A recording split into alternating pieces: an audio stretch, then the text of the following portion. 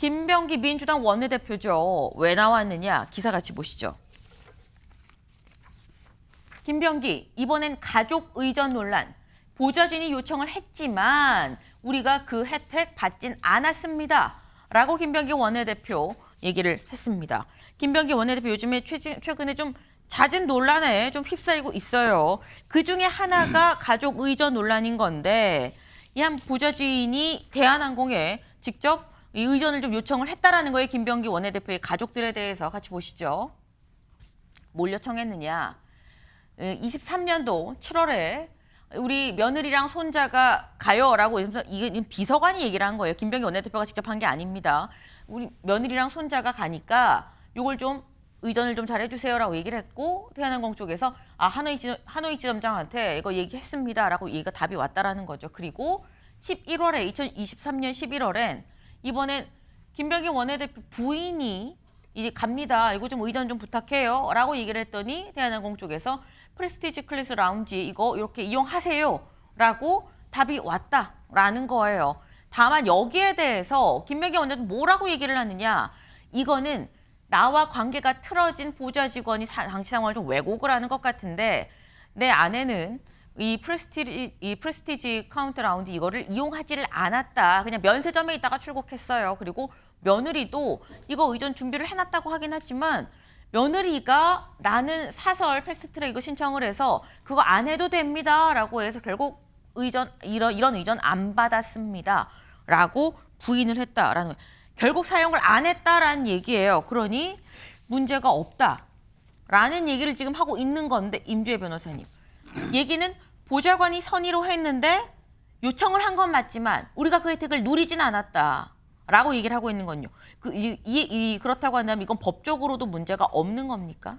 과연 보좌관은 이 손자와 며느리가 출국한다는 걸 어떻게 알았을까요? 그 부분에 대한 질문이 남습니다. 지금 김병기 원내대표 같은 경우에는 본인은 관여한 바가 없다. 보좌관이 당시에는 일을 너무 잘하려고 하다가 과도하게 본인을 잘 의전하려고 하다가 벌어진 일이다라는 취지의 해명을 하고 있는데요. 결국 보좌관은 누구로부터 정보를 받았으니까 이런 부분을 할 수 있는지 며느리와 손자도 좀 혜택을 볼 수 있는지 대한항공 관계자에게 물었을 것이고 이걸 굳이 자세하게 따져보자면 아마도 김병기 의원이 이런 부분을 보좌관에게 먼저 묻지 않았겠느냐라는 추측도 가능하기 때문에 네. 법적으로 책임이 아주 자유롭다 이렇게 보기는 어렵고요. 그리고 지금 또 취지 해명의 또 한 축은 이런 서비스를 보좌관이 요청했다고 해도 내가 받지 않았다. 네. 그 부분이 핵심인 것인데 일단 요청했다는 것 자체가 상대방으로 하여금 추가적인 어떤 업무를 담당하게 했다는 그런 측면에서 이용하지 않았다고 해도 이건 우리가 공공분야 갑질근절 가이드라인에도 담겨 있는 의무 없는 일을 하게 한다거나 네. 과도한 혜택을 요구한 그 경우에 해당할 수는 있어 보입니다. 지금 이게 법적으로 문제 소지가 전혀 없는 게 아니다라는 말씀을 지금 하신 거예요.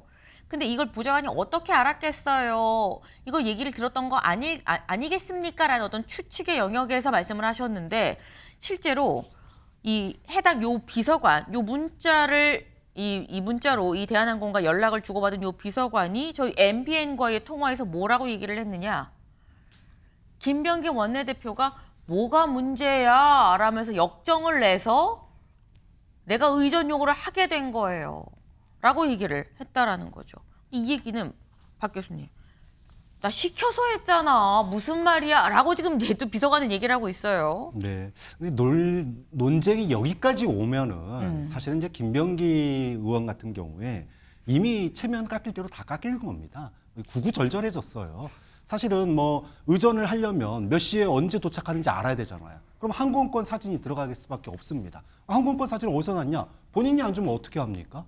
그런 점에서 김병기 원내대표가 지금 원내대표가 요청이 있긴 했지만 실제로 이용하지 않았다는 거는 술을 먹긴 했는데 음주운전은 안 했어요. 이 얘기랑 뭐가 다릅니까? 좀 그런 점에서 김병기 원내대표의 이미 그 논쟁들은 여러 가지 이제 구설들이 쌓이고 쌓여서 우리가 흔히 가랑비에 속옷 젖는다고 그러는데 이미 흠뻑 젖어버렸어요. 도저히 입을 수 없는 속옷을 입고 있는 겁니다. 네. 그렇기 때문에 오히려 이렇게 구구절절한 변명보다는 또 보좌진에게 책임을 넘기는 듯한 이런 태도보다는 본인의 과오에 대해서 명백하게 인정하고 국민들에게 사과를 하고 근신을 하는 모습을 보여주는 게 오히려 민주당 지지자들도 그걸 원할 거예요. 이런 논쟁들이 계속 언론에 보도가 되고 끊임없이 지금 하나둘씩 계속 이어지고 있습니다. 꼬리에 꼬리를 물고 이어지는데 이거 길어지는 거 다 대통령에게 부담 주는 거거든요. 좀 그런 점에서 김병기 원내대표의 결단이 좀 필요한 시기 아니냐 이런 생각마저 듭니다. 네, 이거는 이미 아까 이 속옷이 다 젖을 만큼 소나기에 다 지금 젖은 상황이기 때문에 그냥 빨리빨리 얘기하고 사과할 거 사과하고 넘어가는 게 맞지 않겠느냐라고 말씀하셨는데, 근데 문제는 김병기 원내대표 관련 논란이 이게 하나가 아니죠. 또 있습니다. 중앙일보 기사 같이 볼까요? 김병기 대한항공 호텔 숙박권에 이어 부인 며느리 손자 의전 특혜 의혹. 저희가 지금 본 거는 부인 며느리 손자 의전 특혜였었죠. 그런데 이 대한항공 호텔 숙박권 논란이 사실 앞서 있었습니다. 그 논란은 대체 뭐냐 같이 보시죠. 이거였었죠. 네. 김병기 원내대표가 이 가족 여행을 가면서 2박 3일 대한항공이 연계된 이 칼 호텔을 이용을 했다라는 겁니다. 이틀 동안 2박 3일이니까 이틀 동안 묵었는데 여기에 대해서 이 숙박요금이 145만 원이고 조식이 12만 8천 원. 여기다가 추가로 침대를 추가해서 7만 원. 그래서 토탈 합하니까 164만 8천 원의 혜택을 얻었더라고요. 라고 한겨레에 보도가 있었습니다. 근데 여기에 대해서 김병기 원내대표가 뭐라고 했느냐? 내가 잘못했다라고 얘기를 하긴 했는데 어제 여기에 대해서 기자가 다시 한번 물었어요. 그랬더니 뭐라고 얘기를 했는지 직접 들어보시죠. 숙박권을 갖다가 그렇게 이용했던 것은 적절하지 못했던 것 같고요. 즉시 반환 조치하겠습니다. 숙박료가 1박에 80만 원이 넘는다 이렇게 하지만 실질적으로 저희가 여러 번에 걸쳐서 확인해 본 바는 저만이 아니라 다른 의원님도 같이 확인을 했는데요. 그거 보면 이제 한 30만 원 정도 좀 넘는, 그러니까 34만 원 정도 이런 정도의 금액이었습니다. 물론 그것이 그렇다고 해가지고 정당하다는 뜻은 절대 아닙니다. 네. 지금 직접 들으셨죠? 일단 제가 잘못했습니다. 근데 내가 받은 혜택이 그렇게 100몇십만 원 이런 게 아니에요. 숙박이 그렇게 비싸지 않았습니다라고 얘기를 하죠. SNS에도 직접 다시 한번 본인이 올렸습니다. 같이 보시죠. 제가 다른 의원이랑 같이 확인한 결과 대한항공이 칼호텔에서 약 34만 원, 조식을 다 포함해서 34만 원의 칼호텔에서 이 숙박권을 구입을 했다라는 답변을 받았습니다. 라고 얘기를 하면서 최초 보도에서 70만 원이라고 얘기한 것과 3만 8천 원이 다르듯이 1박에 80만 원이라고 얘기하는 것과 34만 원은 완전히 다르지 않습니까? 하지만 이유 불문 숙박권 이용은 적절하지 않습니다. 그러니까 제가 적절하지 않은 행동을 하는 건 맞긴 맞는데 근데 70만 원짜리 아니고 조식까지 다 포함해서 34만 원이거든요 라고 지금 얘기를 하고 있어요. 왜? 칼 호텔 숙박권을 대한항공에서 살 때 금액은 34만 원입니다 라는 거예요.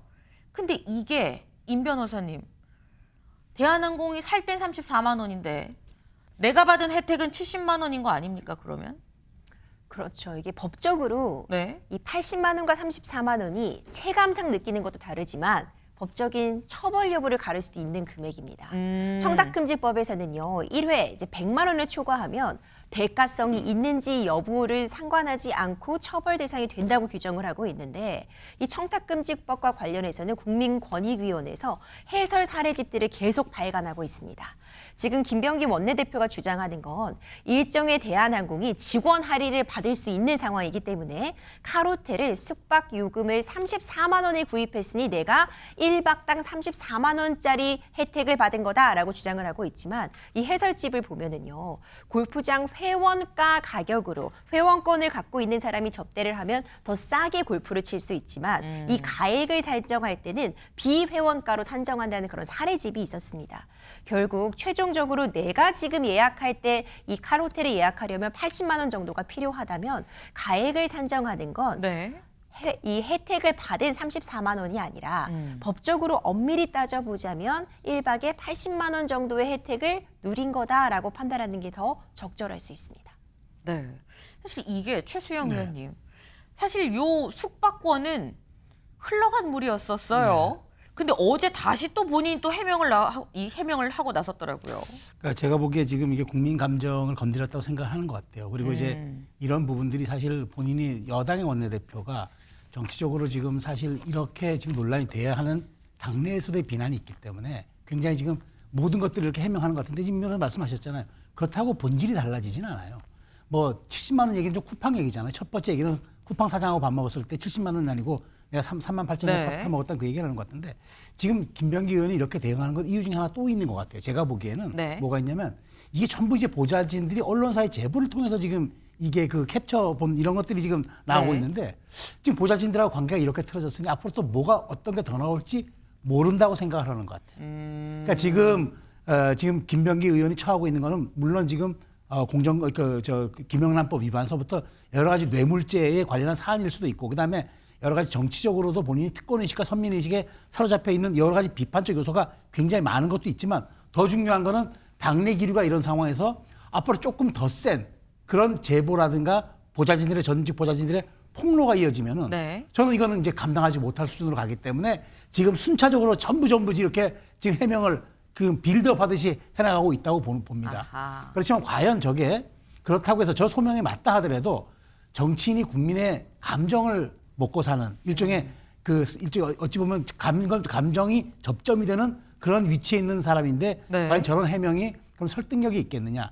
저게 말은 될지 몰라도 정서적으로나 우리가 국민들이 판단하는 데는 네. 오히려 더 공분을 불러일으킬 수 있는 사안이 되고 계속 기억이 남을 수 있어서 아직 김병기의 처신이 굉장히 저는 주목됩니다, 사실. 네.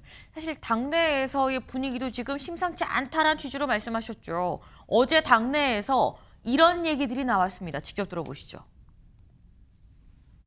그 전부터 가끔 다른 의원도 뭐 문제가 된 게 좀 있었던 것 같은데 그것도 그렇게 원래는 해서는 안 되는 거죠. 그래서 그 부분은 언제 그렇게 했는지 모르겠지만 향후에도 어쨌든 그 부분은 적절치 않다. 그 사실이라면요. 좀 아쉬운 일이고, 네, 뭐 어쨌거나 그런 일이 발생하지 말아야 되는데 예. 본인의 주의를 좀 충분히 다시 좀 돌보고, 예. 네, 국민들의 눈높이에 맞는 그런 원내대표로서의 기강을 스스로 좀 확립하셔야 할 때가 아닌가 그런 생각이 듭니다.